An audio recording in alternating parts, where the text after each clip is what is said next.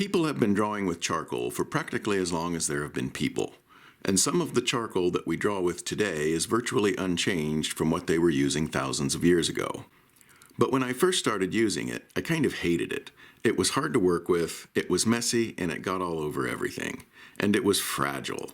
A stray swipe of your hand could erase half of your drawing. But as I worked with it, I began to realize that the things I didn't like about it at first were actually some of its best qualities. So first, a brief clarification of what we're talking about. Charcoal is divided into two broad categories, natural and compressed. Natural, which I refer to as soft charcoal, is most commonly sold as vine or willow. Vine and willow are very similar. Willow is a little softer and a little darker. Soft charcoal comes in different thicknesses and is generally sold in bundles. It's a natural product, so sometimes you get really gnarly sticks with knots and such. It has a powdery consistency when you apply it, so it will definitely need to be sprayed with a fixative when finished. Compressed charcoal is sometimes referred to as synthetic. It's what you find in charcoal pencils, and you can also get it in sticks and powder, etc. Charcoal pencils come in a range of softnesses like graphite, and I often use them together with soft charcoal.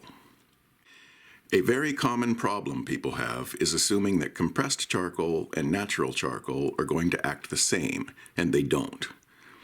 The biggest difference between the two is that compressed charcoal has a binder in it, which makes it behave very differently than natural charcoal. It hangs onto the paper much more and is much less active. Compressed and natural charcoal use different techniques and have a different vibe. I love them both, but for this video, I'm primarily talking about the natural or soft charcoal. Natural charcoal produces a beautifully wide range of values, from the densest black to very subtle light halftones, all with the same stick. And it also has the ability to produce very dark values right away without the need for layering. With a lot of other mediums, like graphite for instance, you develop darks very slowly by building up layers and avoid dark values right away. With soft charcoal, you can develop values much quicker, and the reason all of this early value isn't a problem is the fact that it is extremely editable. I mentioned earlier that natural charcoal is powdery when it's on the page. Some of it is ground into the paper, but a lot of it sits on top of the surface, and just touching it is almost like using an eraser. It's an active medium, kind of like paint. You can move it some after you put it down, effortlessly soften edges, and easily affect the character of it with a stump or brush. The fluid nature of it feels like fragility when you first start using it, and makes it feel smeary and messy. And it is fragile and smeary and messy, but it's all in how you look at it. If it wasn't smeary, I wouldn't be able to describe an edge with just a swipe of my finger. As you work with soft charcoal more, you will learn ways to better handle it and ways to get it to do what you want it to do without making a mess. Working on an easel or incline, for instance, makes a world of difference. But as you learn ways to control it, you should also consider not controlling it completely.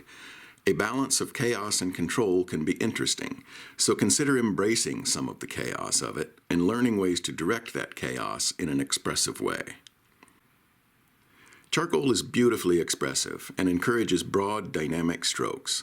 It gives you the freedom to throw it around a little and experiment without the fear of ruining a drawing with an inaccurate stroke.